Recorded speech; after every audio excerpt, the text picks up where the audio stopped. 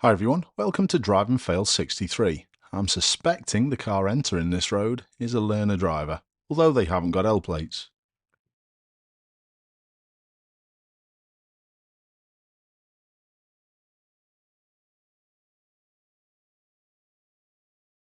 Quick, swap round. No one saw us.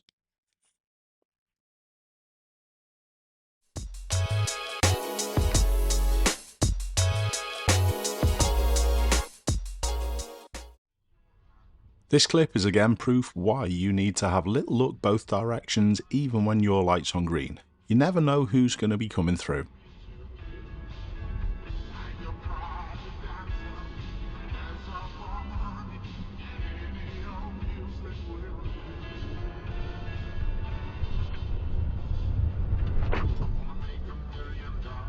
Do you think the two passengers in the top deck knew exactly what the driver had done?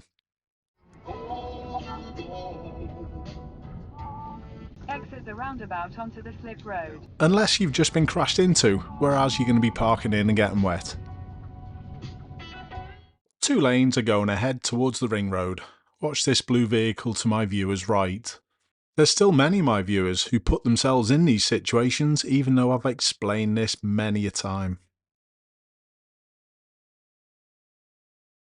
I'm sure the driver of that Citroen is going to be picking up the tab. Well, their insurance is, but my viewer shouldn't have let it happen in the first place. It wouldn't have caught me out. Would it have caught you out? What a terrible emerge this is. Generally, if you're going to go work for the government, you're probably center left. But you're probably a moderate at the end of the day. And so, whether you like But because they use the hazard lights while nearly veering into lane 2, all is forgiven.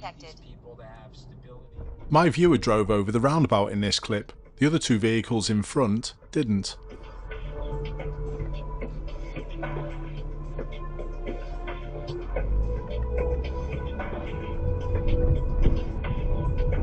Interesting clip this one. Look at the red Alpha that's to my viewer's right. Does the police car pull them in after the police car makes the mistake? Let me know what you think.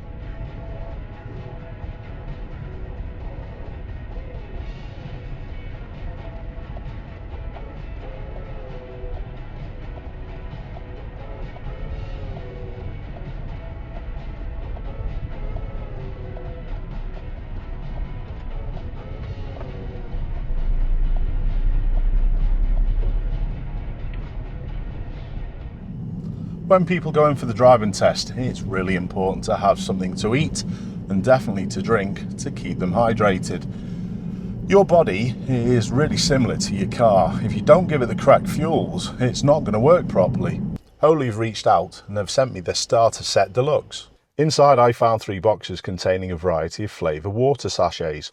One was for energy, the next one iced tea, and there's a further one for hydration. You also get your own Holy shaker. To make your healthiest soft drink option, which has no sugar, no artificial flavours or colours and is less than 20 calories a serving, is super easy. Add 500 millilitres of water in your shaker, choose and add your sachet, include some optional ice and then give it a shake. I've tried all the flavours and I didn't find one that I didn't like, but something I did find out is that I don't drink enough water. I felt much more alert, which is really important in the job that I do. This is also helped by Holy's new CAF slow release caffeine in the energy drinks that keeps you focused for up to 6 hours. So I'm more than happy to recommend the deluxe starter set that I was sent. Holy have also given me some promo codes which can get you £5 off your first order or 10% off going forward. I'm going to continue using Holy products going forward as I've noticed a big difference in myself. Regarding my pupils and driving test though, it was a clear case of do as I say, not as I do. Some more mini roundabout action. The jury's out on this clip for me. There's no audio so we can't hear a signal. My viewer does seem to speed up a little into the risk. Let me know what you think. At least there was no collision though. This oncoming camper van was way too close to the cyclist. No wonder some cyclists decide to ride on the pavement with driving like this. Here's a question. If foreign lorry drivers committed an offence, would they get any prosecution through? This driver driving in lane 2 of the non-coned off area should not be moving into lane 3 to overtake. And if there is no deterrent, what's there to stop them doing it time and time again? I actually don't know the answer to this, if someone could help out. A little touch further up, the cars are not queuing well to enter the petrol station, but there's no reason for this driver of the Mercedes to go the wrong way round a roundabout.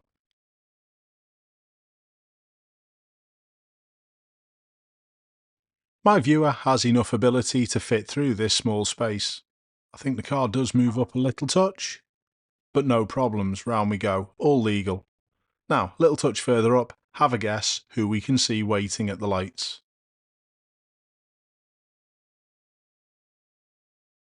That was worth it. I don't think my viewer had enough time to slow down and let the driver of this Mercedes pull into the left lane. And they take revenge a little touch further up, but my viewer's not innocent either. I think they could even be having words at this moment. When my viewer does move off, they obviously try and close the space down also. Probably horn use, swearing and gesturing, and the driver of the Mercedes decides to make himself look even sillier. He gets out.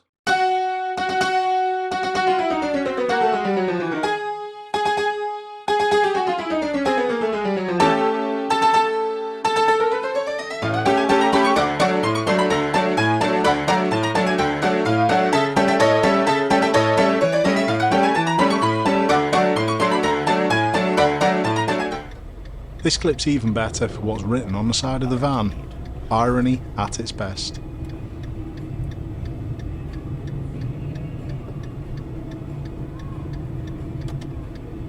Yeah. Jesus Christ.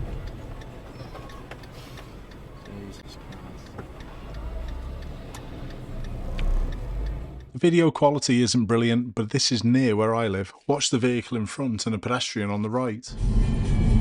Oh! That could have been a fatality, quite easily. This is also very close to being a fatality. We're focusing on the pedestrian crossing a little touch further up the road.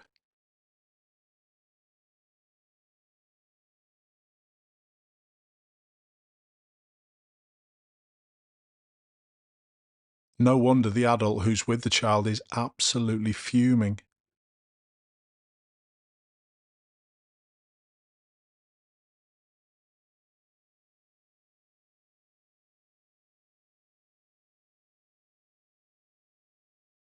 That day could have ended so differently for those people.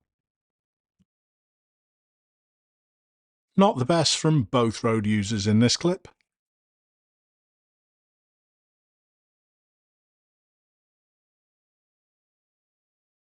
Get through to good public policy in the public interest, which is what I'm interested in. Well, it won't surprise you to know I don't really agree with that, the part about the Blair government. I think one of the big failings of this government... I think my viewer being so low makes this even scarier.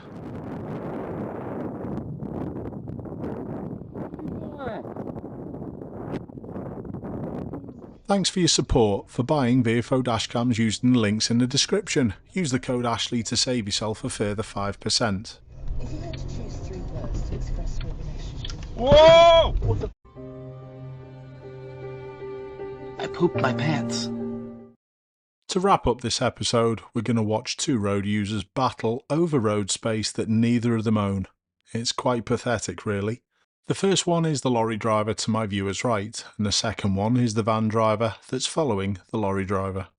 I think my viewer does a good job straight away and susses out that there's going to be a problem, so they just hold back and give themselves a ringside seat.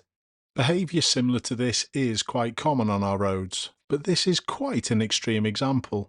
The driver of the van is obviously aggrieved because the lorry driver has held them up for about 20 seconds. And even though they've been held up, they're more than happy to overtake, pull back in front of the lorry, and then slow down again. If this happens to you, hold back, create space, and the driver of the van's soon going to get bored. But the lorry driver just makes the situation continue.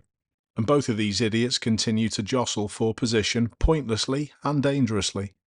If this ever happens to you, see how well you can deal with it and how quickly you can diffuse the situation. That's the mark of a good driver. Keep safe, everyone. I'll see you soon.